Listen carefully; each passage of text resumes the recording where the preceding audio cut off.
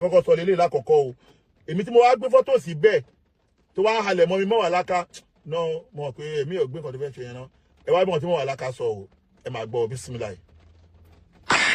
Ọ̀gá ọ̀rọ̀ tó ṣe tí mo fẹ́ sọ̀rọ̀ nípa èyí èdè ètò ọjọ́ ìtúnu àwẹ̀ gangan ló ṣẹlẹ̀ ó ṣẹ̀ṣẹlẹ̀ èdè ètò ọjọ́ ìtúnu àwẹ̀ àwọn tó sọ̀rọ̀ ṣẹlẹ̀ sí àtàwọn tí ọ̀rọ̀ kan kò lè yé wọn bí mo ṣe gbọ́ láíláí ṣùgbọ́n mo fẹ́ kẹ́ ẹ mọ àṣírí àwọn àfà àwọn tó pera wọn léèyàn Ọlọ́run tí wọ́n ń ṣe content táwọn ọ̀rọ̀ dá wà lórí social media wọn ò ní dárúkọ ṣùgbọ́n àwọn tó ṣẹlẹ̀ sí.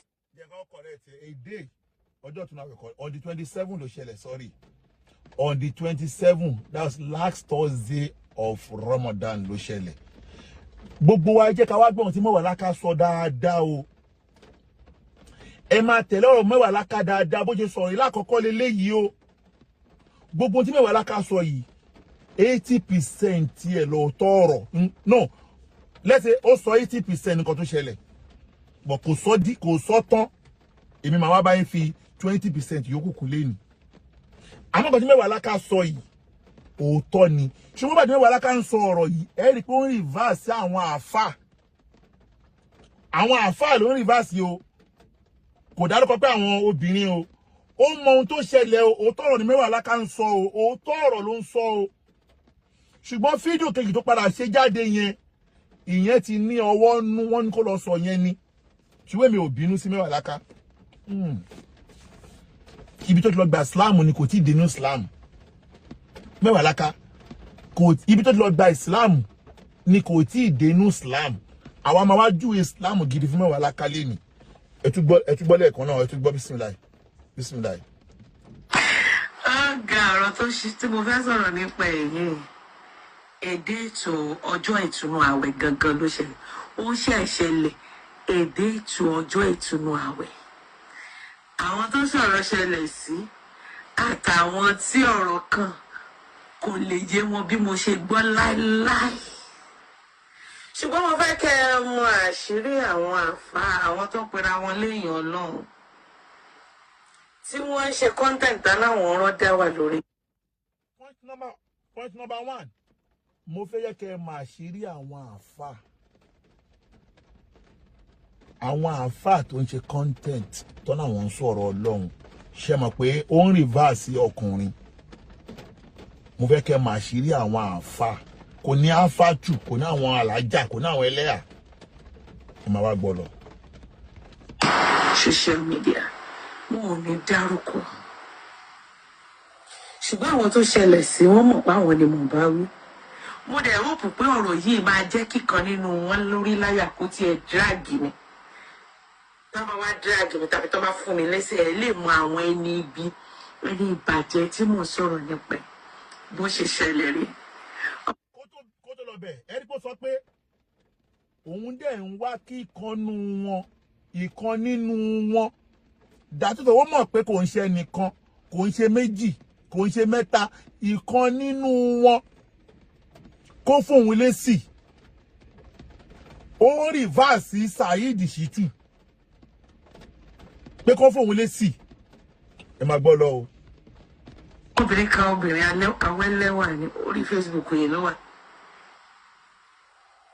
òun náà máa ń sọ̀rọ̀ nípa ìgbéyàwó bí mo ṣe ń sọ̀rọ̀ yìí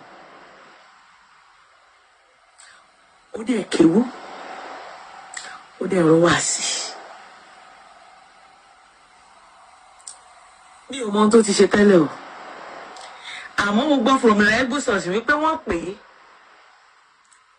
láti ìlú kan wá sí ìlú Òṣogbo kọ́ ló ń gbé wọ́n ní àwọn fẹ́ ṣe ìgbéyàwó wọ́n ní kó wá bá wọn ṣe speaker ó jẹ́ guest speaker níbi ìgbéyàwó yẹn ǹjẹ́ ẹ jẹ́ mọ̀ pé wọ́n print IV invitation pẹ̀lú soft copy wọ́n send ẹ̀ sí ẹ tún jẹ́ kí n bọ́ sí brain wọ́n fi aṣọ òfì ẹgbẹ́jọdá wọ́n fi ránṣẹ́ sí wọ́n ní ti ẹ̀nìyàn ó ní òun kì í wégele ìjáàbù lòun wọ̀ àwọn ní kò tiẹ̀ ní bó tiẹ̀ ṣe pé ó máa fi sọ́rùn kó fi pèlè yẹn sí ọrùn kan lè mú pò náà ni kódà gáràjì ló ti lọ gbaṣọ òkè náà ṣe ẹ̀dẹ́rìn payín nígbà tó dé ló tú aṣọ òkè ó bá nǹkan méjì báyìí tí wọ́n ráàpù sínú ẹ̀ láì mọ̀ pé igbó ni wọ́n ráàpù igbó sínú kinní aṣọ òkè yẹn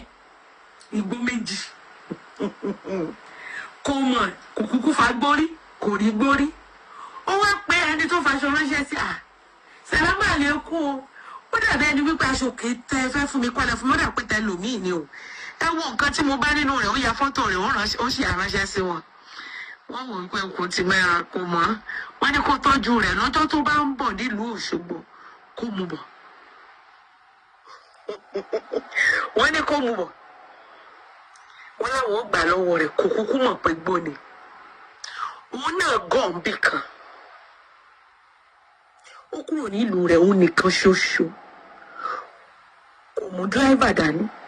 Point of correction Mewolaka ajẹ́sáré correct ẹ̀ òun nìkan kọ́ ló lọ o òun nìkan kọ́ ló lọ ó múyàn dání o lára àwọn correction lára àwọn mistake kankan tó ṣe nìyẹn gbogbo tó ń sọ látàárọ̀ òótọ́ ni wọ́n di igbó mọ́ ẹrù fún ọmọbìnrin yẹn ọmọbìnrin tá a dẹ̀ ń sọ̀rọ̀ yìí òun ni Bíntù Rájí ọmọbìnrin tó ń sọ̀rọ̀ ẹ̀ ni Bíntù Rájí òótọ́ náà di igbó mọ́ ẹrù àmọ́ pé òun nìkan ló dá lọ yẹn òun nìkan kọ́ ló dá lọ máa sọ̀rọ̀ ẹ lọ. kò mú ọ̀rẹ́ dání kò mú pa kankan dání kò mú òṣìṣẹ́ kankan dání ó sì ń dáàbò ṣọ́ wọn nílùú Òṣogbo kódà wọ́n ti bá secure accommodation wọ́n ti bá wá hòtẹ́ẹ̀lì kan wọ́n ní nínú hòtẹ́ẹ̀lì yẹn ní event center táwọn ti bá ṣe ìgbéyàwó wá tó ti bá ṣe nìkan ń gbọ́ débẹ̀ orí pé ibẹ̀ dá àwọn èèyàn wọ̀ tí ìmọ̀dé ni wọ́n ní àràjà ẹ̀ mọ̀ ọ̀bọ̀ ẹ̀ wá relax náà tí àwọn èèyàn wa tí wọ́n fi dé agbára Ọlọ́run kèétí ìwọlé tán bó ṣe ń wọnú hòtẹ́ẹ̀lì tán báyìí tó ń relax báyìí lọ́lọ́pàá dé ṣé wọ́n ní lágbájá you are wanted at the station ẹ mọ́ gbàgbé o contraband bẹ nínú ẹrù rẹ o kí ló ń ṣẹlẹ̀ lágbájá fẹ̀sùn kàn án ká tó mọ ohun tó ń ṣẹlẹ̀ wọ́n ti gbé dọ́sọ̀ 12 nílùú Òṣogbo ká tó mọ ohun tó ń ṣẹlẹ̀ láàrin 30 minutes wọ́n ní kókó statement láàrin 30 minutes wọ́n gbé lọ kóòtù within 1 hour wọ́n ní kó lọ remind ẹ̀ wọ́n fún ní option of bail nílùú tí ò mọ̀ level 12 officer ẹni tó níwèé ilé ẹni tó nílẹ̀ ilé ó wá ń wò pé àbí fíìmù ni ọlọ́pàá ò invite lady rí wípé wọ́n fẹ̀sùn kàn án o wá wí tẹnu rẹ̀ wọ́n declare wanted rí o wọ́n petition náà o wọ́n fi invitation wedding wọ́n fi lé ẹ̀ jáde ó sì jáde wọ́n sì tì mẹ́wọ̀n aláàánú ará Samaria kan tó jẹ́ kan nínú àwọn fáànù rẹ̀ tó ti sọ fún wípé òun bọ̀ nílùú Òṣogbo hòtẹ́ẹ̀lì báyìí lòun ó dé sí ló tírèsì rẹ̀ wá làwọn tó wà bẹ́ẹ̀ wá ní mọ́mọ́ ti gbé wọn ṣé kí sàlájì àtọlọ́pàá gbé lọ ayé tó gbé lọ bí ibo òun ló tírèsì rẹ̀ náà sùn àwọn aráalé rẹ̀ ò ní mọ̀ wípé ó ti wà látìmọ́lé èròǹgbà àwọn ni wípé kó ṣe ọdún ìtúnu àwẹ̀ obìnrin kó ṣe nínú ẹ̀wọ̀n ní remind kó ṣe kó jẹ́ wípé gbogbo holiday ṣe mọ̀ wípé màá bá ti gbé síbẹ̀ gbogbo time holiday yẹn wọ́n lè gba béèlì rẹ̀ lẹ́yìn ọdún ni wọ́n tó wá túlẹ̀ just to ridicule humiliate and get back at her ebi ọmọ tó ṣe fún wọn. àwọn tó sì ṣètò yìí ẹni Ọlọ́run làwọn náà tí wọ́n rán wáàsí fún wa òun tí wọ́n gbé ẹni Ọlọ́run lòun náà tínú wa ẹ bá sì sọ̀rọ̀ wá ní kí lọ mọ̀ ṣe bó ṣe ẹ̀dẹ́ ni kí lọ mọ̀ nípa ìsìláàmù tó ní ẹ mọ́ gbọ́mọ ìyá yín nínú ààwẹ̀ kẹ lọ rèé tì mọ́lé tó ní kẹ fi ẹ̀tàn kẹ fi set up ọmọ ìyá yín ṣé ẹ mọ̀ pé tó máa fẹ́ pàdánù náà wọ́n bí wọ́n ṣe gbé náà ní ṣọ́ nítorí pé òun náà rìnrìn àgọ́ àwọn àfáà yín lórí social media náà. ẹ má gbàgbé o ẹ bọ́n ló sọ o àwọn àfáà yín lórí social media ni ẹ máa di àwọn point yẹn o, ẹ máa di àwọn point yẹn o. Ó dẹ̀ jẹ́ pé a mọ̀ pé tó bá máa pa, tó máa fẹ́ pa bọ́yẹ máa tàn náà nìyẹn o. Lóòótọ́ dẹ̀ ni gbogbo tí Mewolaka ń sọ yìí wàláhì tàláhì òdodo lọmọbìnrin yìí ń sọ yìí. Eléyìí tó ń sọ lọ́wọ́ yìí òdodo ni. Wàláhì òdodo ni. Ẹ máa gbọ́ délẹ̀. Àbútọ́pẹ́ Àlàbí. Òun náà àti Tọ́pẹ́ Àlàbí náà tán bá ní ìsọ̀rọ̀ sí yín, ó kàn jẹ́ pé mo fẹ́ràn yín ni. Torí ẹ̀yin náà kò kù. Wọ́n ní ẹ wá ṣe kinní fún èèyàn. Máníjà yín gbowó àbí nǹkan kan bẹni tẹ́ ń bọ̀ wá ṣe fún ẹ débẹ̀ kẹ́ ẹ tó mọ̀. Who does that? Tó bá jẹ́ ọ̀dọ̀ Boko Haram náà ti ní ẹ wá kọrin. Àbí tó bá jẹ́ pé ọ̀dọ̀ Boko Haram náà ti náà kọ́ ọmọ ìyá mi tí wọ́n tì mọ́lé náà kọ́ wá rán wá sí níbi ìgbéyàwó bí. Now, ṣé wá rí ọ̀rọ̀ tí Mewolaka sọ yìí? Nígbà tí mo wá rí fídíò táwọn èèyàn send ẹ̀ sí mi, díò tó pé ọ̀rọ̀ tó ń sọ yẹn, mo mọ àpàdé, mo mọ àlùdí ẹ̀, mo mọ gbogbo ohun tó ṣẹlẹ̀. Mo dẹ̀ máa brief wá ní gbogbo ohun tó ṣẹlẹ̀, máa padà sọ o. Ló fa sábàbí tí mo ṣe kó fọ́tò àwọn mẹ́tẹ̀ẹ̀ta síbẹ̀. Mo wá kó fọ́tò àwọn mẹ́tẹ̀ẹ̀ta síbẹ̀, mo wá gbé sórí péjì mi. Torí mo mọ̀ pé ó dá mi lójú, mo dẹ̀ máa proof ẹ̀ sìn èmi. Máa proof ẹ̀ fún Mewolaka. Gbàdí mo wá ṣe tán. Nígbà tí wọ́n bá ti rí pé kọ́mẹ́ǹtì ti lọ, àwọn èèyàn ti mọ ohun tó ń ṣẹlẹ̀. Táwọn èèyàn everybody ò tètè mọ àwọn tó budán yẹn, wọn mọ̀ wọn. Wọn mọ àwọn tó budán yẹn. Mewolaka tó padà wá jáde níjọ́ kejì. Mo mọ̀ pé wọ́n ti pè é, wọ́n ti threaten ẹ̀ pé kò yẹ kó sọ ọ̀rọ̀ bẹ́ẹ̀ yẹn, àwa láwa ń bẹ́ẹ̀ kíní kan, wọ́n ti threaten ẹ̀. Ó padà wá sọ mí, ìmí tó wá sọ jáde yẹn, ẹja wá gbọ́, ìmí tó wá sọ jáde òun lélẹ̀. Ìmí tó wá sọ jáde lélẹ̀, bísímìláì, ẹ máa wá gbọ́ o. Ṣé wá rí ní ìmí tó wá sọ jáde yìí? Mo wá fẹ́ jẹ́ kí Mewolaka mọ kíní kan. Mewolaka, ó ṣẹ̀ mí o. Ó ṣẹ̀ mí, ó ti ṣẹ̀ mí. Ó ti ṣẹ̀ mí torí pé mo mọ̀ pé Islam tó gbà, ìwọ̀n tí wọ́n kó ẹ níbi tó ti gba Islam ló fi wọ́n wáyìí. Ṣùgbọ́n mi wá ń sọ fún ẹ wípé ó tí di Mùsùlùmí. Mewolaka, ó tí di Mùsùlùmí. Mùsùlùmí ò ní sọ fún Mùsùlùmí ẹgbẹ́ ẹ̀ pé nǹkan kan ò ní dá wọn pọ̀ nínú ayé. Tó dẹ̀ sọ pé ẹ̀jà ó bínú mi kankan ṣe yín, dájúdájú ìwọ̀n tí wọ́n sọ fún ẹ níbi tó ti gba Islam ni pé ṣòro àwọn eléyìí o, wọn kì í bá wọn ṣe. Torí èmi wà ní sọ fẹ́ kí mi náà lè bá ẹ ṣe. Ná mo wo sàgbé kò tó wọ́n ti bẹ́ẹ̀ dèmi àti ẹ̀pọ̀ nínú ayé náà. Ìwọ̀n tó dà wá pọ̀ ti kọjá rí. Nígbà tájọ wà nínú pé àjọ ń ṣe struggle fún Yorùbá ló kàn.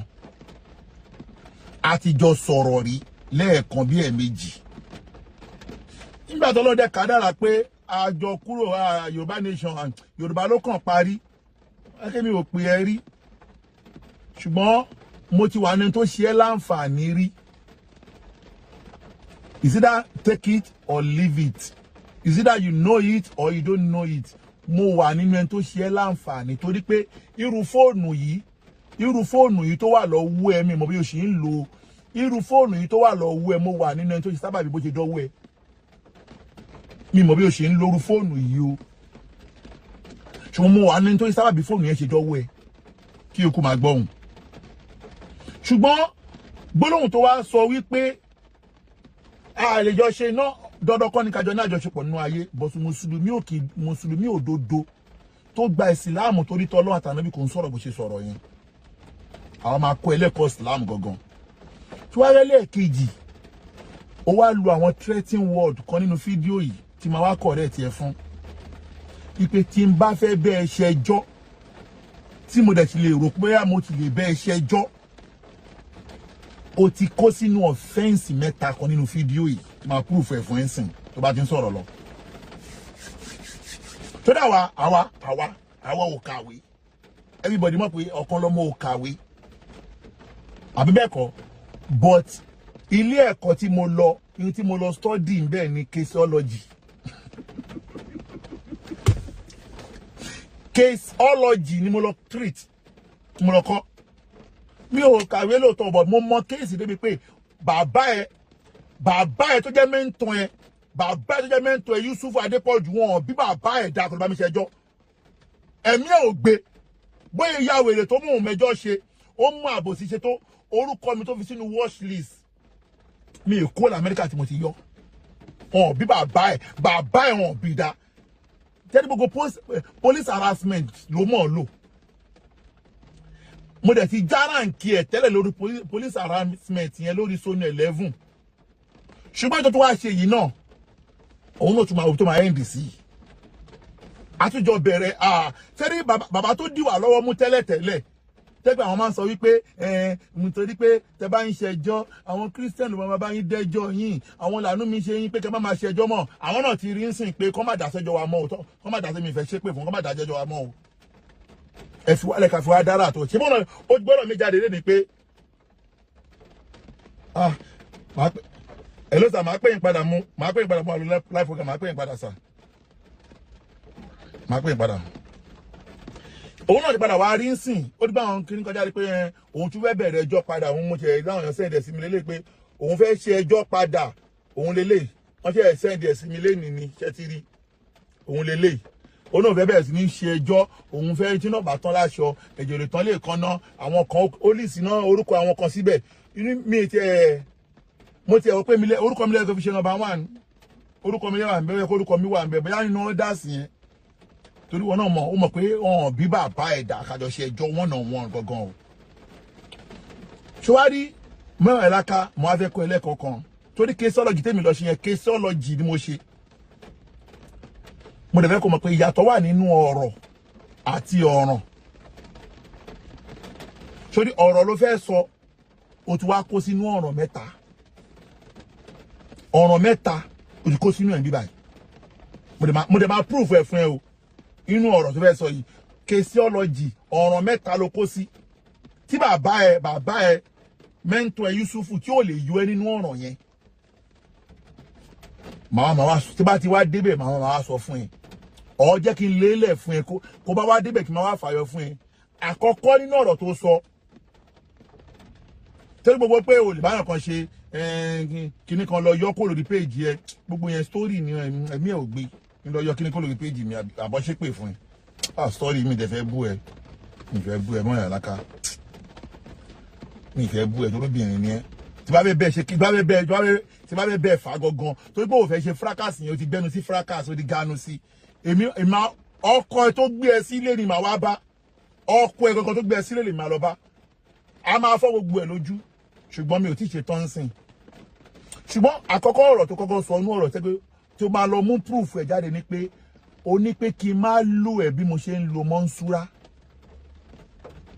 ó gbọ́ o ní kí n má lò ẹ̀ bí mo ṣe ń lo mọ́ńsúrà ṣé o lè proof ẹ̀ kí mi mo lo mọ́ńsúrà Mewolaka ṣé o ní evidence ẹ̀ pé mi mo ń lo mọ́ńsúrà ṣebí mọ́ńsúrà ni ìṣèbọ́dọ̀ wọn ló wà ń sìn kí mọ́ńsúrà bọ́ta kó ṣe fídíò pé èmi Alimi mo lòun kí mọ́ńsúrà bọ́ta pé èmi ò mo bóun sọ̀rọ̀ kókó òun ṣe nǹkan kan fún Yusuf láìda àbí family àbọ̀kọ ẹ̀ láìda that's case number 1 ṣó lè prove ẹ̀ kẹ́mi olómọ́ńsúrà ìhun tó ń sọ fún ẹ ló wá sọ jáde yẹn number 2 ó ní kí n má lù ẹ̀ bí mo ṣe lo yẹ̀sì àlùnákà ṣé yẹ̀sì àlùnákà sọ pé kẹ́mi ò lòun wàá gbọ́nú ọ̀rọ̀ ẹ̀ ń sìn yìí o number 3 o tún wá parọ́ mọ́ yẹ̀sì àlùnákà bóyá o mọ̀ ẹjọ́ o mọ̀ case ṣebí case kan wọ́n náà ṣe lọ́wọ́ ní Sony 11 yẹn ṣebí case kan ló ṣe lọ́wọ́ yẹn o mọ̀ ọ̀rọ̀ o mọ̀ case o wá ní pé ọ̀gá ẹ bàbá ẹ Yusufu kan ló mú yẹ̀sì àlùnákà ní airport o tún bá Yusufu parọ́ irọ́ tí ò bò pé àwọn ọlọ́pàá ló declare yẹ̀sì àlùnákà wanted Mewolaka àwọn ọlọ́pàá declare yẹ̀sì àlùnákà wanted ibo náà ti declare yẹ̀sì àlùnákà wanted ṣé o mọ̀ kọ́ ọlọ́pàá ni wanted ni o mọ̀ pé wọ́n declare wanted torí bench warrant ó yàtọ̀ sí wanted wanted lọ ìyẹn gbogbo ló ìyẹn ọ̀ràn nìyẹn ilé ẹjọ́ wo ló declare Sanuka wanted ó wá ní pé ṣé mo mọ̀ pé irú ẹ̀ ṣẹlẹ̀ sí mi náà tí mo fi lọ yọ orúkọ mi kúrò ńbẹ̀ ní airport ta ló declare mi wanted ibo ló ti declare mi wanted ọ̀ràn ní ọ̀rọ̀ ló fẹ́ sọ di dọ̀ràn yes Sanuka lè sú ẹ èmi náà máa sú ẹ ó ti tẹ́rí sí ó ti gánú sí àwa ké sọ́lọ̀ jù làwa ṣe tó bá lè mọ́ kí mi parọ́ mú ẹ o ẹ máa gbọ́ bísímìlà ẹ máa gbọ́ o. bí mo ṣe ń dé láti fáàmù mi rè kò dẹ̀ sí nẹ́tíwọ̀kì mbẹ́ mo dé ni mo realize wípé íńtánẹ́ẹ̀tì ti fẹ́ lanà lórí pósì tí mo ṣe lánàá àwọn tó lọ́rọ̀ gan ò tí respond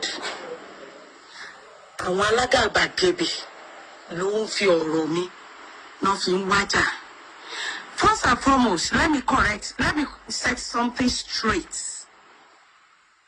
Okanlomo jẹ́ nfàlájì sí aláàjì Okanlomo mo sọ níwájú gbogbo èèyàn báyìí.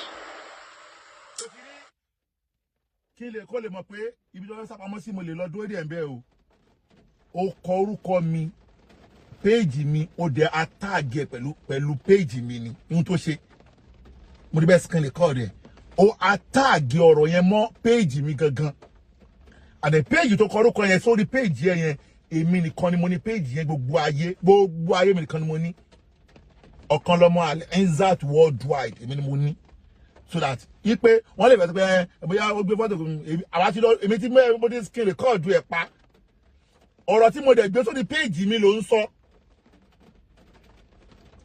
èmi tí mo dẹ̀ gbé sórí péèjì mi èmi náà rí lọ́wọ́ ti máa fún ẹ ní díẹ̀ ń bẹ̀ ń sìn wọ́n wá lọ mú ẹ̀rí tí wọ́n fẹ́ sọ yẹn wá tuntun bẹ̀rẹ̀ bísímìlà.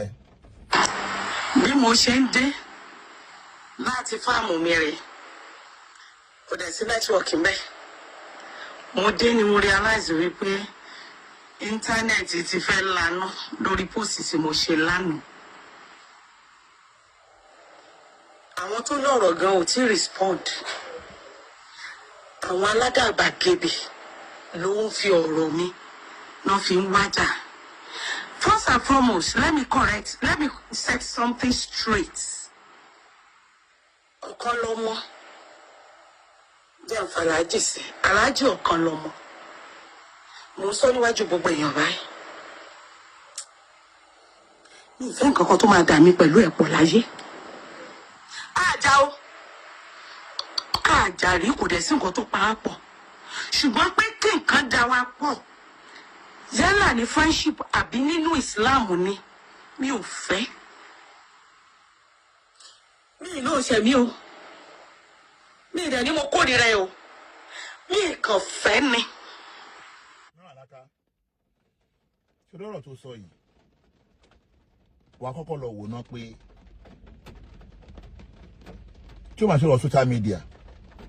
tí ó máa ṣe ọ̀rọ̀ social media pé òun wò mí mò ń wò ẹ̀ jọ kọ́kọ́ lọ wo ibo la jọ fẹ́ pàdé láyé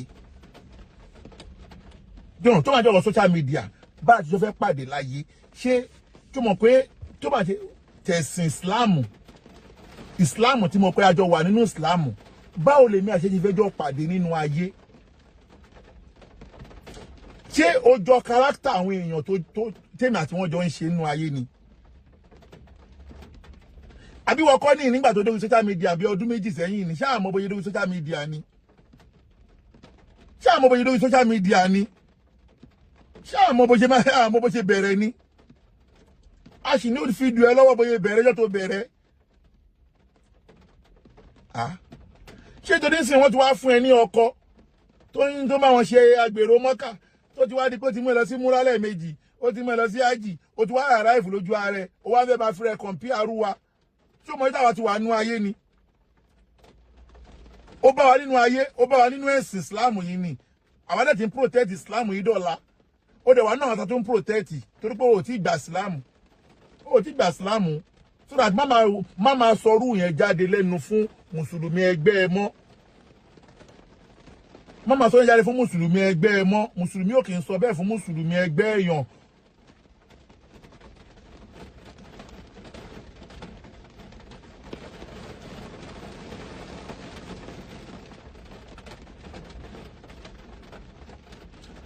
Monsura ló comment yẹn o. Monsura ló comment yẹn pé ọ̀rọ̀ tó wà lẹ́ pé o mention orúkọ òun yẹn bí pé òun take òun back ni. Kí ló lọ mention Monsura fún? Ṣé Monsura tó fẹ́ mi mọ̀ rán òun iṣẹ́ ni? Comment Monsura nìyẹn náà. Comment Monsura nìyí. Yẹ kí n tag ẹ. Comment Monsura lórí yẹn.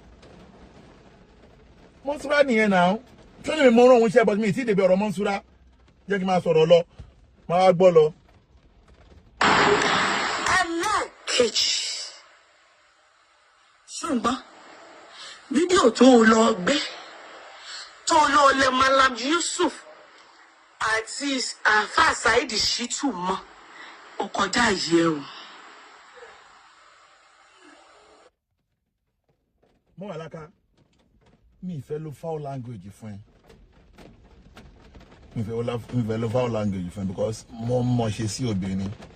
Tí ó bá ṣe bẹ́ẹ̀ ni bá tó pé Mewolaka orí ẹ ti dàrú. Mi ò fẹ́ lo foul language ni o. But tí bá bẹ́ẹ̀ máa ní Mewolaka orí ẹ ti dàrú pé mo kọjá àyè mi. Ṣé wọ́n pè ẹ́ sọ̀rọ̀ ni? Ṣé mo pè kó bá wa sọ ni? Mo kọjá àyè mi. Ṣé èèyàn kan pè ẹ́ kó bá wa sọ ọ̀rọ̀ yẹn ni Mewolaka? Ọ̀rọ̀ tẹ́gbẹ́jọ́ tó ìṣẹ̀lẹ̀ láti gbọ́. Àwọn tó náà ò sọ̀rọ̀ èmi ò sọ̀rọ̀. Ìyá Gbọ́nkẹ́ tó sọ̀rọ̀ tó ní tó wà ńbẹ̀ ò sọ̀rọ̀. Bíntú ò sọ̀rọ̀. Èwo ni tiẹ̀? Ó jẹ́ content ni. Ó wá ní mo gbé. Mewolaka, I'm sorry to say that o. Ó dà pé ohun tó fi ń borí ẹ yẹn kò bó la. Sorry. Má sọ̀rọ̀ ẹ lọ.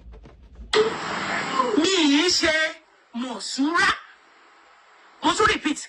Mi yìí ṣe Monsura tẹ́ ẹ lò lọ́jọ́ sí. Tó ti sọnù kó tó wá sọnù. Now, inú mi dùn pé Monsura náà wà lórí page. Ó wà lórí program yìí. O kì í ṣe Monsura tí mo lò lọ́jọ́ sí. Kó ti sọnù kó tó wá sọnù kí ni proof rẹ̀ pé mo lò Monsura Mewolaka. That is offense number 1. That's offense number 1. Offense yìí gan wà lára nǹkan tí Yusufu tó ń fèsì lọ́wọ́lọ́wọ́ ní kóòtù lọ́wọ́lọ́wọ́ ń sìn. Fídíò yẹn wà lára tá à ń lò fún pé ihun tó gbé jáde ń pa mí ń gbà yẹn pé Okanlomo ló lo Monsura àtàwọn ìyá kan. Kó wá lọ proof ẹ̀ ní kóòtù náà. Kó mú evidence tí báwọn ìyá yẹn ṣì wà lọ́dọ̀ wọn. Wọ́n lè ṣe fídíò. Mú evidence jáde. Èmi ò jẹ́ kí ẹ máa sọ̀rọ̀ lórí mídíà tí ó bá ti sẹ́ẹ̀rì kò sọ̀rọ̀ dọ́dọ̀ tèmi. Mú ẹ̀rí ọ̀rọ̀ yẹn jáde.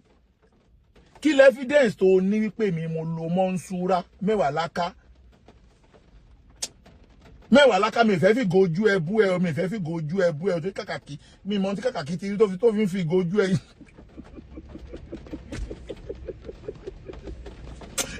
Wèrè bàbá wèrè rí bàbá kàkàkí yẹn. Mo gbọ́rọ̀ yẹn láàárọ̀ ìbá yìí. In fact, wo ẹ máa gbọ́ lọ. Bàbá mi ni Malam Yusuf Adépọ̀jù. Òun ló fi ọ̀nà Islam gidi hàn mí. Wo tó bá jẹ́ òun ló ṣe ohun tó ṣe yìí, èmi fúnra mi á ti kọ́kọ́ pé màá kọ́ ní bàbá. Mewolaka, come again. Ọ̀rọ̀ tó sọ yìí, bá mi tún sọ. Bá mi tún sọ. Ó yá tún sọ. Bàbá mi ni Malam Yusuf Adépọ̀jù. Òun ló fi ọ̀nà Islam gidi hàn mí. Wo tó bá jẹ́ òun ló ṣe ohun tó ṣe yìí, èmi fúnra mi á ti kọ́kọ́ pé màá kọ́ ní bàbá. Mewolaka, ṣùwárí ohun tó sọ pé wàá kọ́ ní bàbá yẹn. Màá wá proof ẹ̀ fún ẹ léni pé Yusufu mọ̀ ń pa ohun tó ṣẹlẹ̀ yẹn number 1. Yusufu ni master plan ní number 2. Eléyìí wá kọ́ láàkọ́kọ́ tí Yusufu ti ń ṣe number 3. Màá wá proof ẹ̀ tó bá wá kọ́ ní bàbá. Tí ò bá kọ́ ní bàbá Mewolaka. Tí bá kó ẹ̀rí yẹn wá nísìn tí ò bá kọ́ ní bàbá. Ajá pé máa sọ̀rọ̀ mi ní máa sọ̀rọ̀. Tó wá sórí social media kí n tó wá sọ wípé Malam Yusuf sọ nǹkan báyìí, ó ṣe nǹkan báyìí. Malam Yusuf kọjá ẹni tó máa disappoint mi tí màá wá máa pẹ́ ẹnu sọ̀rọ̀ máa bọ́ síta ni wípé Malam Yusuf màá sọ mò ń lọ sórí social media mọ́ máa dì sóònù ẹ̀mí láàárín èmi àti ìwọ. kí ìbínú Ọlọ́run kó máa bá alábòsí, kó máa bá alábù, kó máa bá onírọ́. Allahumma amin. Allahumma amin. Allahumma amin. Mewolaka, àdúrà tó ṣe ń sìn Ọlọ́run ó wọlá gbogbo ibi tó di kíjímọ̀ lẹ́ni táwa ò tí kí tiwa l'Amẹ́ríkà báyìí. Ọlọ́run ó jẹ́ kádùrà yẹn gbà. Ìbínú Ọlọ́run tí ò ní dá níṣẹ́jú kan kó máa bá alábòsí láàrin wa, kó dẹ̀ máa bá onírọ́. Kí ìbínú Ọlọ́run máa bá alábòsí kó dẹ̀ máa bá onírọ́ láàrin wa, torí pé ìwọ ò mọ̀ pé olórí burúkú bàbá ẹ gangan, olórí burúkú bàbá ẹ tí wọ́n ń pè ní bàbá, ìyẹn tí wọ́n ń pè ní bàbá Yusuf gangan lolórí burúkú alábòsí. Òun gangan lálábòsí master plan. Má gbọ́, má sọ̀rọ̀ ẹ lọ. Ó mọ bí ọ̀rọ̀ yẹn ṣe jẹ́. Ó mọ̀ wípé Malam Yusuf, torí pé ó ń gbé nítòsí Òṣogbo, ló ṣe lé ọ̀rọ̀ ọmọ yẹn lára. Ó mọ̀ wípé láàárín àwọn obìnrin méjì tí ẹ̀yin wọ̀nyí dẹ̀ sá sí abẹ́ wọn. Ẹgbọ́n nǹkan tí Mewolaka ń sọ o. Mewolaka, mi lè bọ́ sọ pé bí òun fa ṣáláńgá o. Lọ gbé fídíò ẹ̀ àkọ́kọ́ ìṣègbè lẹ́ẹ̀kejì. Ó ní mo mọ̀ pé àwọn obìnrin méjì ló ń fa ọ̀rọ̀. Why tó kọ́ mention pé àwọn àáfàá lákọ̀ọ́kọ́? Mewolaka. Why tó kọ́ mention pé àwọn àáfàá lákọ̀ọ́kọ́? Ẹlẹ́ẹ̀kejì wá ní àwọn obìnrin méjì. Ṣé àwọn obìnrin méjì tó wá ń sọ yẹn tí máa padà wá ṣàlàyé, ṣé Káfílà ń gbé Òṣogbo ni? Ṣé Káfílà mọ Sọnù 11 tẹ́lẹ̀ ni? Ṣé Káfílà mọ Sọnù 11? Mi ti fẹ́ wọ́n náà rọ Káfílà, mo máa yanjú ẹ̀ lọ́tọ̀ọ̀tọ̀ ni, ẹ máa wá gbọ́ lọ. Ní ọ̀rọ̀ yìí ti ṣẹlẹ̀, ó mọ̀ wípé Malam Yusuf ò tiẹ̀ mọ̀ nǹkan kan, kò mọ wọ́n kò mẹ́sẹ̀. Tó bá fẹ́ bá Malam Yusuf jà, tó rí Mọ̀súrà lò mọ́, tó rí Yẹ̀sà lóníkà lò mọ́, tó rí anybody lò mọ́. Offense number 2. Tí má fẹ́ bá Yusuf Adépọ̀jù, mélòó lára Yusuf tí wọ́n ṣe máa wáyàn láti bá Yusuf jà, tí mo ń sọ̀rọ̀ ẹ̀ yìí. Ṣé bí Yusuf Adépọ̀jù mo ń sọ̀rọ̀ ẹ̀ yìí. Èmi máa fọ́ fún Yusuf ni. Bí mo lè fọ́ fún Yusuf tí bá jọ pàdé one on one. Ó ti lose lórí case tèmi already. So like case nsìn ni pé wàá proof bí mo ṣe ń lo ẹ̀sìn àlùnákà tẹ́lẹ̀. Wàá dẹ̀ proof bí mo ṣe ń lo Mọ́nsúrà. Prepare for shock. Mewolaka, wàláhì tàlá èmi àgbóná fún mo tó sọ yìí. Ó mọ̀ Okanlomo ni kò wé. Àwọn kan á tún kì mí tí wọ́n ní abániwọ́ràn tí yóò dá. Abániwá ọ̀ràn tí yàn gan ò dá. Kò wé abẹ́ wa, bẹ̀tà gbọ́ ọ̀ràn tó tún wá dá. Mewolaka, I'm sorry to say o. Ó ti ganu sí o. Má sọ̀rọ̀ ẹ lọ. Èmi Mewolaka kọ́ ló máa lò. Ṣé mo pé mi bá yín ṣe fracas? Mi ìdẹ̀ bá yín dá sí. Torí mi ìráyè àbòsí, mi ìráyè irọ́. Mo dẹ̀ ti wọ́ọ̀nù Malam Yusuf wípé wọ́n gbọ́dọ̀ dá sí ọ̀rọ̀ yín. Kí gbogbo yín máa. Bàbá ẹ̀ tó ní wọ́n mú, bóyá wọ́n mú ẹ̀ ní o, ọdẹ wọ́n ní mọ́mọ́ lo wọ́n mú o. Bàbá ẹ̀ tó ní wọ́n mú tí wò òun ló gbẹ̀rẹ̀ ti gbọ́rọ̀ mi jáde pé òun fẹ́ bẹ̀rẹ̀ ẹjọ́ yìí o. Bàbá ẹ̀ tó ní wọ́n mú rẹ o. Ṣé o ti rí bàbá ẹ̀ tó ní wọ́n? Yusuf ò ní ṣe ẹjọ́ ń gbèsè ayé ẹ̀, kí ló fẹ́ fi kún? Yusuf ò ní ṣe ẹjọ́ láyé ẹ̀. Ọjọ́ tó bá ṣẹjọ́ mọ́ ọjọ́ láyé ẹ̀ tán. Yusuf ò ní ṣẹjọ́. Yusuf pé báàgì tó fi ń kó báàgì tó fi ń ṣẹjọ́ sí ojú báàgì tó fi kó aṣọ sí lọ. Báàgì Yusuf ò ní ṣẹjọ́, ìwọ ní kó ti wọ́n mú, ó ti wọ́n nu Yusuf. Ẹnlẹ́dẹ̀ bàbá tó bí ló jọ. Bàbá ẹ̀ ṣẹjọ́, ó ṣẹjọ́ wà lókè àmọ́ ni. Bàbá ẹ̀ tó sọ pé jọ́ kú pé bàbá ẹ̀ gbọ́dọ̀ dáríjì àwọn èèyàn o. Mi ò dáríjì àwọn èèyàn o. Òun tó máa tún dọ́ àlùkè àmọ́ o. Ibi tó lọ́ máa fòun sí tó máa mú ooru o. Ibi tó máa fò tó máa mú ooru o. Òun ṣẹjọ́ lọ o. Òun máa bá àwọn màláíkà ṣẹjọ́ ní o. Ìwọ ló ròyìn Yusuf fún wa. Yusuf Kandaka. Tó bá gbọ́ Kandaka gangan àwọn wèrè tó wà nínú àwọn Kandaka gangan. Jẹ́ pé wọ́n máa ṣe aburú, wọ́n máa ṣojú fúrú. Ìwọ ló ròyìn Yusuf fún wa. Jẹ́ pé tó bá wà àwọn Kandaka gangan ní àwọn ọmọ mi gangan rẹ pé àwọn ọmọ mi gan tó bá ń kọ pé àwọn ọmọ mi pé ìjẹ́ number 1 àwọn ọmọ yẹn gangan number 1 mi pé tó dàbí pé number 1 àwọn pé kí ló ń fò lókè kí ló ń fò lókè àwọn tó máa ń kọrin yẹn pé kí ló ń fò lókè kí ló ń fò lókè mi ní sọ́tán tó máa lọ wọ ní orin olórin tó mi belongi o tó bá ní number 1 wọn gangan ó máa silent ni kò ní dún number 1 wọn gangan ò ní dún ó lè mọ̀ kó gangan ní number 1 wọn ó lè mọ̀ ìwọ máa ròyìn Yusuf wa ìwọ máa ròyìn Yusuf wa ṣé bẹ́ẹ̀ ilẹ̀ mọ́ ó ń tàn yín ni ìwọ máa ròyìn bá sọ̀rọ̀ ẹ lọ.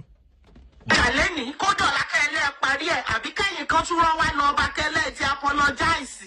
Mo ti sọ fún wọn wípé wọn ò gbọ́dọ̀ support anybody. So kò mọ nǹkan kan nípa ẹ mọ́ra yín o. Okanlomo, ó mẹ́ni tí ẹ fún ní bench warrant. Kó máa ró kill. Ó mẹ́ni tí ẹ ti fún ní bench warrant tí ò lè jáde nínú ilé, tí ò lè lọ bí kankan.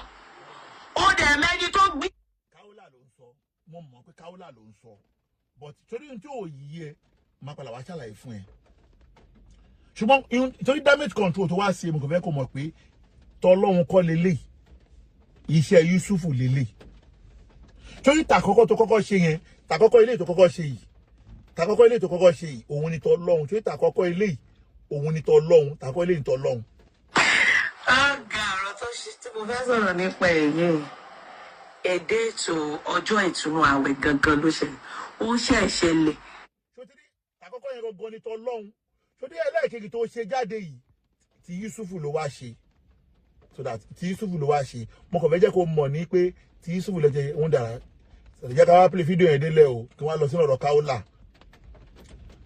fídíò ọ̀hún dà fídíò tá à ń play lọ́wọ́ ń sìn dà kí ló ń fò lókè fídíò tí mo ń lò sí ìdá Okanlomo fídíò yẹn dàbí wá sá lọ Mewolaka bolo sá lọ nísinsìnyí kí ló ń ṣe ẹ̀nà Mewolaka mi tí ìlú ẹ̀tàn náà ẹ̀ ń padà sí bíbá yìí náà wọ́n padà yẹn kọ́ òkè wọn náà ní Mewolaka bolo sá lọ náà kí ló ń ṣe ẹ̀nà wọn mi ní ìdìbò àwọn ilé ìtọ́lọ mú wá yìí náà kí ló ń ṣe ya máa sọ̀rọ̀ ẹ lọ jàre. Yusuf wípé wọ́n gbọ́dọ̀ dá sí ọ̀rọ̀ yín kí gbogbo yín máa jà lẹ́nìí kó dọ̀là kẹ́lẹ́ parí ẹ̀ àbí kẹ́yìn kan tún rán wá lọ ọba kẹ́lẹ́ ti apologize. Mo ti sọ fún wọn wípé wọ́n gbọ́dọ̀ support anybody. So kò mọ nǹkan kan nípa ẹ mọ́ra yín o. Okanlomo, ó mẹ́ni tí ẹ fún ní bench warrant. Kó máa ró kill. Ó mẹ́ni tí ẹ ti fún ní bench warrant tí ò lè jáde nínú ilé, tí ò lè lọ bí kankan. Ó dẹ̀ mẹ́ni tó gbé ẹni tí mò ń sọ tó wò wípé tóun bá gbé ọmọ yín ni. Nígbà tóun bá wà lẹ́wọ̀n ẹ máa bẹ̀ òun pé kóun tú ọmọ sílẹ̀. Ẹ̀yin náà á wá sọ wípé kẹ́ ẹ mú bench warrant tẹ́ ẹ fóun kẹ́ ẹ mú kúrò. Láàárín ara yìí ni òun ò lè sọ pé òun mọ̀ so má parọ́ mọ́ Malam Yusuf kó má bàa kọ ìbínú Ọlọ́run. Mo ti ń bọ̀ wá ṣàlàyé fún ẹ tí ò yí ẹ o bọ́mọkọ̀tà yín ojú ọ̀rọ̀ kan bíbá yìí ni o ọ̀rọ̀ tó sọ yìí pé wọ́n fẹ́ fi negotiate òótọ́ ló sọ o òótọ́ sọ òótọ́ ọ̀rọ̀ díẹ̀ bíbá yìí o but wèrè ṣe kí yẹn fò bọ́ta ó ń kọ́ rẹ̀ tiẹ̀ pé kò rí bẹ́ẹ̀ àbọ̀ wá bá lọ́rọ̀ yẹn náà everybody mọ̀ pé irọ́ nìyẹn pa everybody ti mọ̀ pé ọ̀rọ̀ yẹn gbogbo ọ̀rọ̀ ẹ̀yà ayé ẹ̀ irọ́ ni a máa já ránkì yẹn ń sìn àkọlọ́ gbà mí láyé program yìí máa gùn díẹ̀ a máa já ránkì yẹn lẹ́rìn má sọ̀rọ̀ ẹ lọ. Kìí ṣe ẹni tó máa lò mo dẹ̀ tún repeat níwájú Ọlọ́run àti ènìyàn torí lọ́dọ̀ tèmi nínú Islam mi ò mọ̀ ẹ́ mi dẹ̀ fẹ́ nìkan bẹ́ẹ̀ ṣe láyé. Mewolaka kó tó dé Islam ti pé Mewolaka kó tó gba Islam ti pé lójú ànábì fún ara ẹ̀ táwọn bí bá ń ka lára àwọn ọmọlẹ́yìn ò sí náà ọmọlẹ́yìn ànábì Mewolaka inú ọmọlẹ́yìn Yusufu ló wà wàláì tàláì Mewolaka lọ́wọ́ bí tó ń kọ orúkọ àwọn mùsùlùmí sí kò sórúkọ ẹ̀ ń bẹ̀ ó kàn ń borí ni ó yàtọ̀ sáwọn Christian tó ń borí nílẹ̀ Haúsá Mewolaka ó yàtọ̀ sáwọn Christian tó ń borí nílẹ̀ Haúsá ó sì lẹ́yìn ọmọlẹ́yìn ànábì ọmọlẹ́yìn Yusufu ni ẹ̀ àwọn tí Yusufu kó wọnú Islam wọn tí wọnú Islam àwọn yẹn wọnú ìjọ adikampu ni ìjọ adikampu náwó wọn wá pé wọn sí nínú Islam torí ẹni tó jẹ́ ẹni tó pè wọ́n wá sínú Islam ìyẹn ó fi wọ́n ṣe bísínẹ́sì ni wọn ti wọnú Islam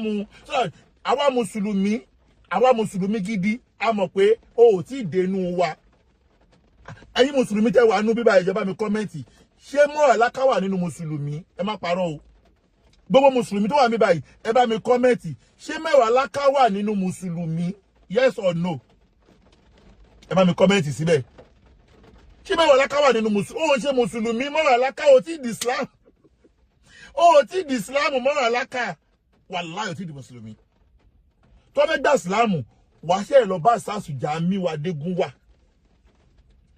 wàá ṣe lọ bá sásù Jamiu Adégúnwà wàá ṣe lọ gba Islam lọ́wọ́ wọn ó tí di mùsùlùmí ó kàn jọyìn ìjọ adikampu ni ó tí di mùsùlùmí tó dà máa gbọ́ lọ. so fídíò yẹn tó o bá tún fẹ́ competition ẹ kó tún fún ẹ ní deformation of character kó lọ wá ẹ̀rí jáde ẹ bẹ́tà kó púlì ẹ̀ dànù. Oh my God mo dẹ̀ fẹ́ ṣe pé fún ọmọbìnrin yìí Mewolaka ṣó fọjá láńgá ẹni bàtọ́ ń ṣe fídíò yìí ṣé ọmọ Ọkanlomo ló ń sọ̀rọ̀ ẹ̀ ní Ọkanlomo kó owó èmi ló sọ pé tí ò bá fẹ́ kò ní dáfẹ́ tó gbé ẹ sílé lọ́kọ olórí burúkú tó fẹ́ tó so igi fẹ́ kò ní ṣoríire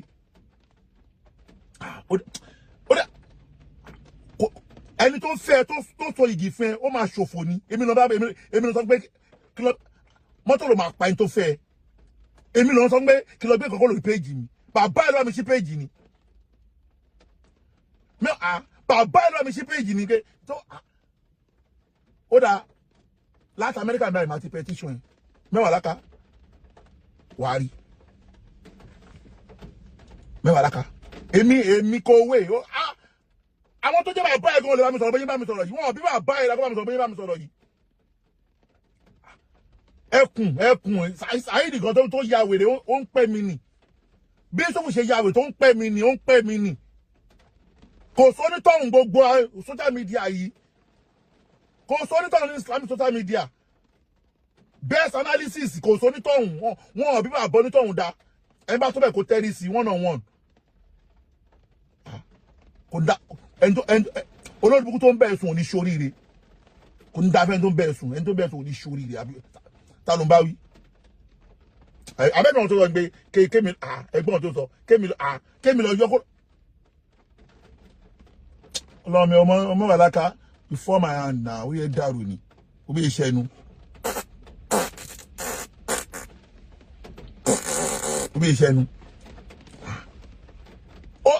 Ọkanlomo wúwo lẹ́nu ẹni Ọkanlomo wúwo lẹ́nu ẹni kò wúwo lẹ́nu bóyá pọ̀ Ọkanlomo ni gbọ́ ọkọ̀ ló máa ń pè mí ní ìjọ̀gbọ̀n ṣé nìkan fà nǹkan méjì ló ràn mí lọ́rùn jù ìjọ̀gbọ̀n àti kíndẹ̀ tí máa fẹ́ tọ̀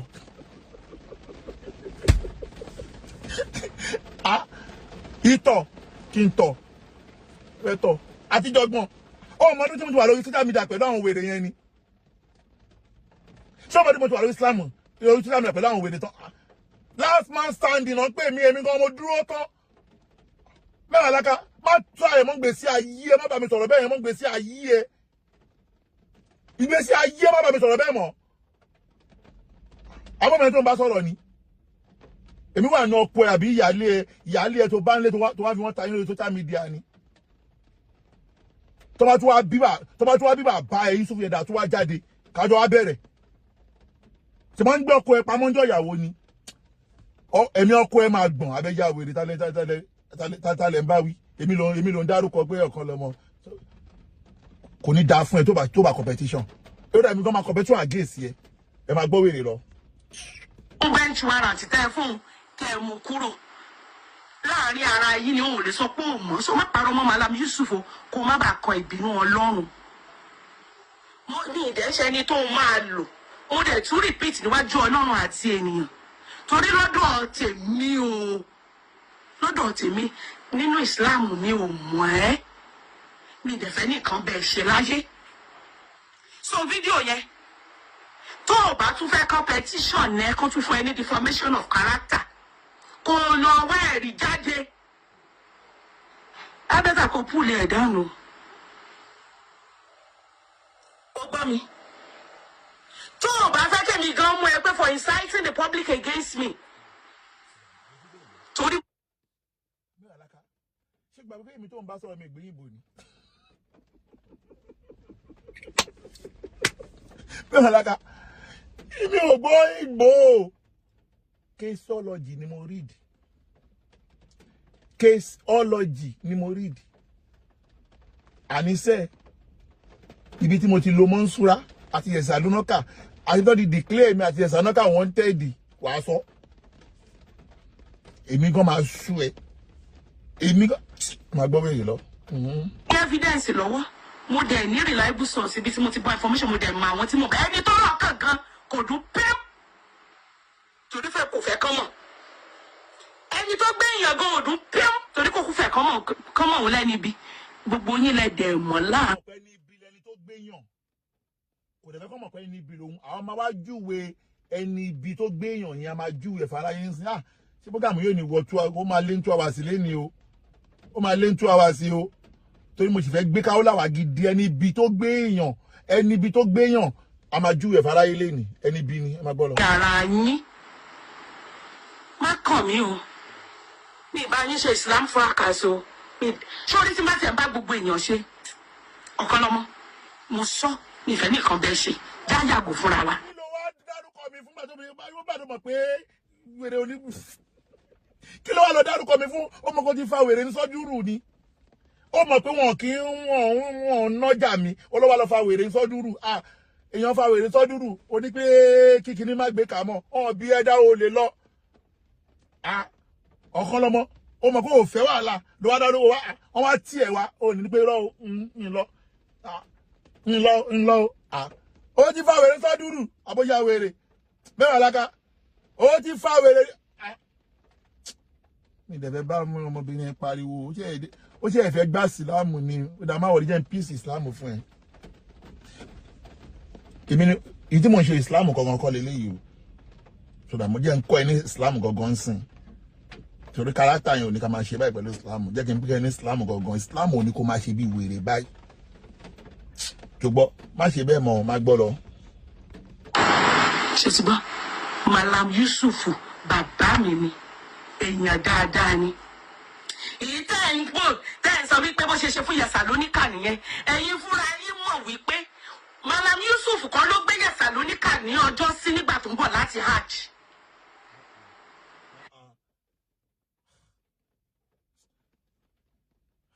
Mewolaka kí ló ń ṣe ẹ báyìí náà ṣé bó ṣe ń parọ́ lọ́dọ̀ ọkọ ẹ náà lélẹ́yìí abájọ táwọn ìyáálé ẹ fi láìkí ẹ oyin o lè máa ṣe báyìí káwọn kan láìkí ẹ ń di ilé ìyáálé ẹ náà. Mewolaka ó lè ní Yusuf kọ́ ló gbé Yesalunoka jẹ́ kí n já ẹsìn kankan ọlọ́pàá Nàìjíríà tí wọn ò bá fún wọn ní information wọn ò ní kúrò nílé number 1. Báwo lọ́lọ́pàá ṣe mọ̀ pé Yesalunoka ń bọ̀ láti Mẹ́kà ṣebí Fúlàní ló ta story yẹn fún àwọn Yusuf náà fi monitor ẹ láti Mọ́kà náà. Number 2 ta ló sọ mobilization fáwọn ọlọ́pàá ṣé wọ́n ti fẹ́ pọ́ ọlọ́pàá Nàìjíríà máa ń jáde lẹ́gbàá mobilization ni kí Yusuf búra pé òun kọ́ ló fún àwọn ọlọ́pàá ní owó mobilization. Ó dẹ̀ sọ pé Yusuf kọ́ ló ta ló ń bá ṣe ẹjọ́ lọ́wọ́ kí ló ń ṣe tó ń ṣe báyìí Mewolaka bó ṣe ń ranjú. Ibo lẹ́tẹ̀ torí àwọn oversize gbẹ̀ṣẹ̀ bí gòlà wà lò sójú iye owó ní gbogbo wèrè igan Mewolaka náà kí ló ń ṣe ẹ́ náà. Mewolaka máa kọ́ máa tún ẹ́ náà kí ló ń ṣe ẹ́ náà. Yusuf kọ́ ló gbé Yesalunoka no àwọn àjọ ló gbé ẹ máa gbọ́ wèrè lọ ẹ ń jẹ́ kí n sún mẹ́yìn dẹ̀. Èyí tẹ́ ẹ̀ ń gbọ́ tẹ́ ẹ̀ ń sọ wípé bó ṣe ṣe fún Yesalunika nìyẹn ẹ̀yin fúnra yín mọ̀ wípé Malam Yusuf kan ló gbé Yesalunika ní ọjọ́ sí nígbà tó ń bọ̀ láti hajj. Àwọn ọlọ́pàá ti declare Yesalunika wanted nítorí wípé ó jọ̀pù bẹ́ẹ̀lì. Mewolaka ò túmọ̀ pé wọ́n declare wanted ni owó ìlànà lẹ̀ ibo náà ti declare Sarinoka wanted ṣé o mọ̀ túmọ̀ pé declare wanted ni ọmọ yes a máa sọ̀rọ̀ lẹ́yìn program yìí o ibo náà ti declare Sarinoka wanted ọ̀rọ̀ ní fún ẹ̀ o ti kó sí owó ìlànà lẹ̀ ètùtù mẹ́ gbọ́ bí àmì ìdẹ̀ gbọ́ dáadáa ni o. Èyí tẹ́ ń gbọ́ tẹ́ ẹ sọ wípé bó ṣe ṣe fún Yẹsàlóníkà nìyẹn ẹ̀yin fúnra yín mọ̀ wípé Malam Yusuf kan ló gbé Yẹsàlóníkà ní ọjọ́ sí nígbà tó ń bọ̀ láti hajj. Àwọn ọlọ́pàá ti declare Yẹsàlóníkà wanted nítorí wípé ó jọ̀pù bẹ́ẹ̀lì ọlọ́pàá ilé ọṣẹ́ ọlọ́pàá náà arrest láti airport. Ìwọ náà dẹ̀ ti fẹ́ ṣírú nǹkan bẹ́ẹ̀ rí tó fi tọ́mọ̀nà tán bẹ́ẹ̀ gbé gbà. Ẹ gbọ́ another offence nìyẹn wọ́n declare Sarinoka wanted èmi náà dẹ̀ ti fèsì irú ẹ̀rí tọ́mọ̀nà bá mi gbé gbà mo ń bọ̀ wá ṣàlàyé fún ẹ o mo ti fèsì irú ẹ̀ tọ́mọ̀nà bá mi gbé gbà wọ́n declare mi náà wanted ló ń sọ yẹn o mo ń bọ̀ ya má sọ̀rọ̀ ẹ lọ. Ṣé o ti gbọ́?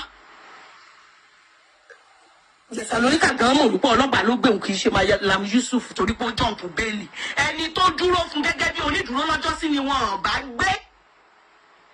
Ẹ má fà mí sínú fracas yín o. Ṣé mo pé bí Malam Yusuf ṣe jẹ́ bàbá mi tó mi ìbá yín ṣe fracas Islam torí mo mọ̀ wípé ẹ̀sìn lẹ̀ ń ṣe ẹ̀ṣẹ̀ sìn. Mo dẹ̀ ti sọ fún bàbá mi wípé kó má gbà wọn kó má jẹ́ kó fèsì dá wà ẹ̀. He's my father and he remains my father and he's my role model. N tó bá wù kí ẹ pè lórí ọ̀rọ̀ yìí má lu òfin ìjọba o ìwọ fún rẹ àbòsí ló ń ṣe ọmọ ẹni tọ́rọ̀ yìí já mo tún repeat mi ìdẹ̀fẹ́ bá ní mi ìfẹ́ ní kankan bẹ́ẹ̀ ṣe so privilege mi àti fídíò mi tó gbé àti picture kìíní tó lọ lò mí ń ṣe mọ̀ṣúra o má bá mi dánwò àbọ̀rọ̀ tó fọmọ lọ́wọ́ àbí ṣọmọ pa àti ìbúra wa báyìí.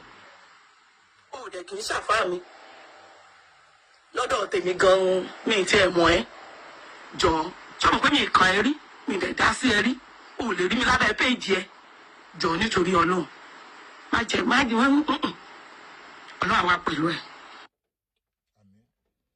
Ṣé pé mi àti ìbúra wa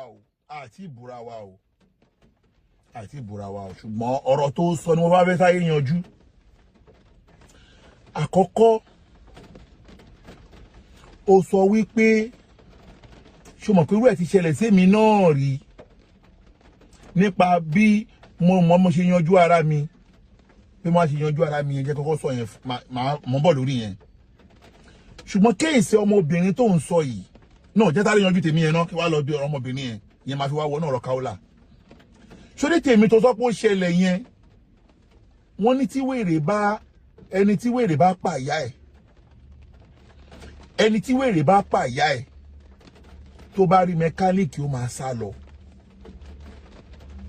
torí pé mo mọ ohun tí wọ́n ń fi sọnù 11 ṣe tẹ́lẹ̀tẹ́lẹ̀ tí bàbá ẹ tó pè ní bàbá ẹ Yusufu tó ń fi sọnù 11 ṣe àwọn irọ́ àti àwọn géèmù tó máa ń gbá sọnù 11 ṣùgbọ́n kó ti gbá fáwọn èèyàn tó pọ̀ ṣùgbọ́n mi ní sọ̀rọ̀ behalf of anybody jẹ́ kí n sọ̀rọ̀ lórí tèmi fún ara mi èyí tó wá sọ pé wọ́n ṣe fún mi pé wọ́n mo ṣe yọ yẹn jẹ́ wá sọ ohun tó ṣe fún mi kó lè mọ̀ kó lórí burúkú ní ibẹ̀ tó fi ṣe bàbá ṣó ní orúkọ mi tó fi sínú watch list nígbà yẹn fídíò tí mo ṣe lé lórí leléyìí nígbà yẹn fídíò tí mo ṣe lé lórí leléyìí ẹ máa gbọ́ o fídíò tí mo ṣe lé lórí leléyìí òun leléyìí máa gbọ́. wọ́n ní fake bench warrant ni wá jẹ́ pé apani Yusufu kò fẹ́ kó múdà kọjá lórí òun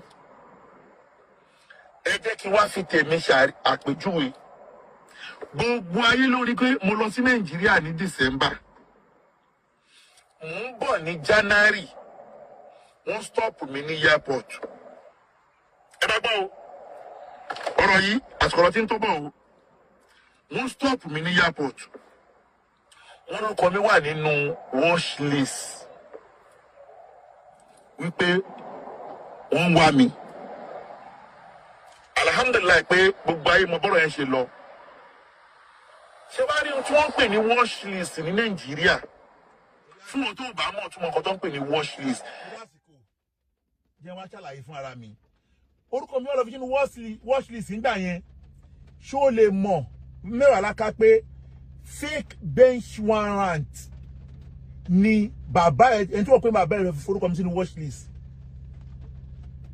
Wọ́n invite mi o bí wọ́n ṣe invite ọmọ yẹn tí wọ́n ṣe sọ pé wọ́n invite ọmọ yẹn. Wọ́n send invitations ọmọ yẹn o. Wọ́n mọ̀ pé wọ́n pè mí o. Wọ́n wá lọ forúkọ mi sínú watch list pẹ̀lú fake bench warrant. Ṣé fake bench warrant tó bá lò yẹn òun lélẹ́yìí. Bench warrant tó lò lélẹ́yìí o. Òun lélẹ́yìí tó fi forúkọ mi sínú watch list. Bench warrant yẹn lélẹ́yìí. Tó bá bench warrant yìí number 1 kò sí orúkọ George tó sign bẹ́ẹ̀. Number 2 kò sí case number ńbẹ̀. Jẹ́ kí n fi ìwọ̀n ẹ̀ kó lè gbọ́ mi yé. Òun lélẹ́yìí. Òun lélẹ́yìí. Wo case number dà ńbẹ̀. No sorry. Wo òun ní bench warrant tó fi forúkọ mi sí lélẹ́yìí o. Charge number dà ńbẹ̀. Charge number dà ńbẹ̀ tó ti rí. Bench warrant tó fi mú pé Adébáre Shakiru Okanlomo. Bench warrant tó fi mú lélẹ̀ charge number dà ńbẹ̀. Number 2 jẹ́ fi kíní kan wọ̀nyẹn o. Number 2 date ìjọ tí orúkọ òun ní George tó sign yẹn dà. George tó sign yẹn dà. Number 3 wo date ọ̀nà sign date ọ̀nà tó issue ẹ̀ yìí. Date on the 8th of December no issue ẹ̀ 2022. So yẹ òun lélẹ́yìí. 2022 no issue ẹ̀ o. Ṣòwárí mi ní já ẹ̀ ń tán torí pé eléyìí mo ṣe wá fẹ́ ṣe ẹjọ́ ẹ̀ ń sìn. Tẹ́lẹ̀tẹ́lẹ̀ bàbá tó ń bẹ̀ mí pé kí n má ṣe ẹjọ́ àwọn náà lè bẹ̀ mí mọ́ ń sìn pé kí n má ṣe ẹjọ́. Fake bench warrant yìí wọ́n fi gbé mi lọ sí watch list. Ṣòwárí fake bench warrant yìí àwọn ọlọ́pàá wá ṣe thorough investigation. Pẹ̀lú àwọn lọ́ọ̀yà mi ilé ẹjọ́ tó náà ti gba bench warrant yìí àwa kọ lẹ́tà sí ilé ẹjọ́ yẹn. A kọ lẹ́tà sí magistrate court. Magistrate court l'Óṣogbo tán ló fún àwọn ní bench warrant níbi tí wọ́n gbé ọmọbìnrin yẹn lọ. Ọ̀dọ̀ George tó gbé ọmọbìnrin yẹn lọ. Tó máa ń lò ibẹ̀ náà lọ gbé Sàlúnọ́kà lọ. Ibẹ̀ náà lọ gbé Mọ́nsúrà lọ. Ibẹ̀ náà lọ gbé Yáyá Gàmbàrí lọ. The same George ni wọ́n máa ń lò. The same George ni wọ́n máa ń lò. Àwa lọ sí kóòtù yẹn. Àwa lọ ṣe ìwádìí pé ṣé bench warrant yìí ṣé ilé ẹjọ́ ló issue ẹ̀ wá o lẹ́tà sí ilé ẹjọ́ fún wa lélẹ́yìí o. Ilé ẹjọ́ ló fún wa lélẹ́yìí o. Wo ṣó ti rí. Ilé ẹjọ́ ló fún wa lẹ́tà yìí o. Ṣó ti rí. Ṣó ti rí. High Court of Justice Magistrate Court ló wá fún wa ní lẹ́tà yìí. Tó wá ní lẹ́tà yìí authentic ni. Ṣó yẹ ilé ẹjọ́ jẹ́ kó yé wa ní lẹ́tà yìí pé bench warrant yẹn o àwọn ò mọ̀ ń pa ẹ̀ it's a fake bench warrant òun lélẹ́yìí. Tó wá fẹ́ kà kó farabalẹ̀ ká dáadáa. Ṣó ti yẹ ilé ẹjọ́ tó wọ́n jẹ́ ká mọ̀ pé àwọn ò mọ̀ ń pa ẹ̀. Kódà wọ́n ní àwọn tún ṣèwádìí dé Federal High Court àti Magistrate Court. Ṣó yẹ Federal High Court àti Magistrate Court wọ́n jẹ́ ká mọ̀ pé bench warrant tó lọ forúkọ mi sínú watch list yìí o fake ni. Eléyìí làwa kó lọ sọ́dọ̀ àwọn ọlọ́pàá. Àwọn ọlọ́pàá náà padà rí pé fake ni. Ìyẹn ló fà táwọn ọlọ́pàá fi issue lẹ́tà fún wa pé ká lọ bá immigration tí immigration padà fi wá yọ orúkọ mi kúrò nínú bench warrant yẹn. Nínú immigration wá fi yọ orúkọ mi kúrò nínú watch list ní airport. Wọ́n ti yọ orúkọ mi kúrò níbẹ̀ padà báyìí o. Kéèsì yẹn wà tí mo ń bọ́ bàbá ẹ̀ ṣe lọ́wọ́ lẹ́kọ̀ọ́ báyìí. Tèmi ni mo fi ṣe sample o. Now jáwọ́ padà sórí ọ̀rọ̀ Agbako àti Bintu Raji. Gẹ́gẹ́ bó ṣe sọ lóòótọ́ lódodo wọ́n tan Bintu Raji náà di 27. Wọ́n tàn láti Ìlọrin lọ sí Ìkirè. Bí Ìkirè ni àbí area Òṣogbo yẹn ṣáà ní ṣá ó súnmọ́ Òṣogbo. Pẹ̀lú wedding invitation gẹ́gẹ́ bó ṣe rojọ́. Wọ́n dẹ̀ di igbó sínú ẹrù ẹ̀ lóòótọ́. Ẹ má bínú o. Anga fóònù mi ló jábọ́ o. Wọ́n dẹ̀ di igbó sínú ẹrù ẹ̀ lóòótọ́. Wọ́n di igbó sínú ẹrù ẹ̀. ṣó wá níjọ́ tí wọ́n mú ọmọ yẹn dé tọ́mọ yẹn dé hòtẹ́ẹ̀lì yẹn ọmọ yẹn ti pe èèyàn àwọn tó jẹ́ fáǹsì ẹ̀ Ìkírun adáfún Ìkírun níbẹ̀ ọmọ yẹn ti pe àwọn fáǹsì ẹ̀ wípé hòtẹ́ẹ̀lì báyìí ló máa dé sí o gbà tọ́mọ yẹn dé hòtẹ́ẹ̀lì yẹn làwọn ọlọ́pàá wá bá àwọn ọlọ́pàá 4 ló wá ọkùnrin 3 obìnrin kan ṣé àwọn ọlọ́pàá tó wá yẹn èmi ò ní kápá lórí pé ṣe máa bọ́ lọ́wọ́ yẹn o ṣùgbọ́n máa regret àwọn tó wá ṣe tèmi gan regret àwọn tó wá ṣe tèmi wọ́n regret wọ́n padà bẹ̀bẹ̀ àwọn ọlọ́pàá yẹn máa regret torí pé ẹni tẹ́ lọ bá invite ẹ pé bí a kò ní wá invite ẹ wá tán gẹ́gẹ́ bí islamic scholar ẹ wá tán pé kí ó wá bá yín ṣe prógrámù ó wá débẹ̀ ẹ wá ní ẹ arrest ẹ wọ́n tún wá gba fóònù lọ́wọ́ ẹ̀ wọ́n tún wá mú Kinni electric stick náà máa mú dání yẹn wọ́n tún wá tẹ̀ mọ́ ọmọbìnrin yẹn lára nígbà tí wọ́n tẹ̀ electric stick yẹn mọ́ ọmọ yẹn lára ọmọbìnrin yẹn weak tí wọ́n fi gbé ọmọ yẹn sínú mọ́tò tí wọ́n fi gbé ọmọ yẹn dé sónú 11 ọmọ yẹn ò mọ̀ kankan mọ́ ọmọ tó tún wá jọ lọ wọ́n tún gba fóònù lọ́wọ́ yẹn náà mo fẹ́ béèrè lọ́wọ́ ẹ Mewolaka gbogbo ayé ẹ dáhùn béèrè yìí ta ló máa ń lo sónú 11 tẹ́lẹ̀ ṣé Agbako là mọ́ ń pa sónú 11 tẹ́lẹ̀ ṣé Agbako là mọ́ ń pa sónú 11 dípò wọ́n tẹ electric mọ́mọ́